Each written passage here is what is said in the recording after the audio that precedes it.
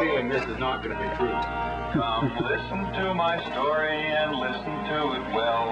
I'll tell you of a great man who served his country well. His name was Daniel Boone and he wore a coonskin hat. And his clothes were made of buckskin. His clothes were made of buckskin. What do you think of that? He's living on the fringe of society.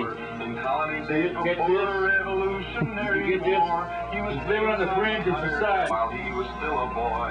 And the hours he spent in the forest, they were his greatest joy. Come on, talk to me, Bosco. You got to feed it out. You got to tell him. That was Daniel Boone with his long rifle out hunting a bear. Listen.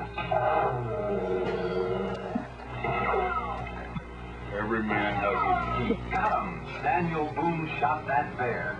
That Some was people when Daniel say- was only 15 years some people old. say Yes, every Daniel Boone man was the greatest hunter and has explorer his bear the as he country crossed, ever had. especially if they're like Now, Hugh Glass. sometimes Dan hunted Or bears. he's crossed a bear, but Hugh Glass, the mountain man, And says sometimes everything, wildcat. everybody's got their bear And to other cross. times he wolf.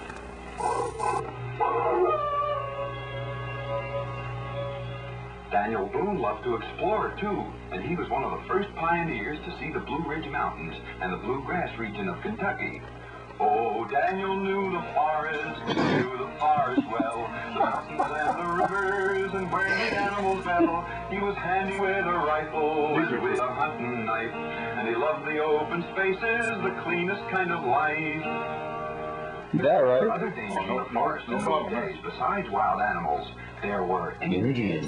One day when Daniel was exploring a cut in the mountains where Kentucky, Virginia, and Tennessee meet, an area known as Cumberland Gap, he knew there were Indians ahead, unfriendly Indians. Quickly, Daniel turned around and silently he cut back to hell, but the Indians were behind him too. Dan was surrounded. Dan fought like a wildcat, but the odds were just too great. He was captured and taken to the Indians' camp. The Indians knew Daniel's reputation, and they tied him to a tree post to prevent his escape. That night, when the Indians were asleep, Dan found a sharp piece of bark right back of where his hands were tied. Slowly and painfully, he rubbed the leather toward the bark until at last he was free. Barking, barking, Then, all. as quiet as a cat, he escaped.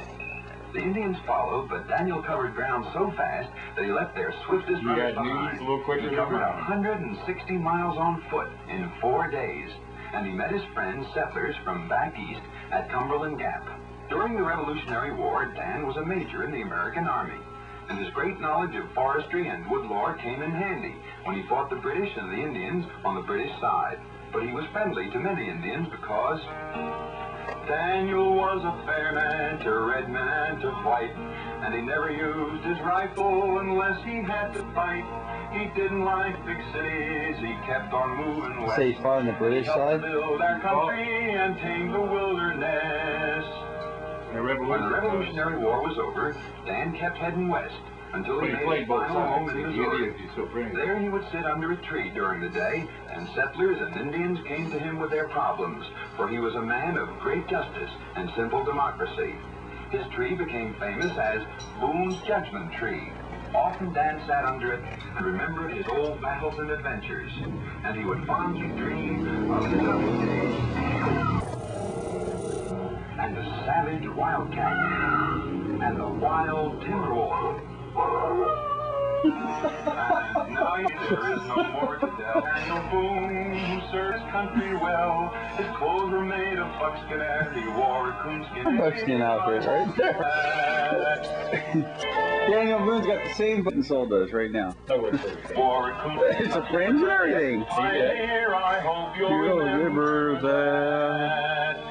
that.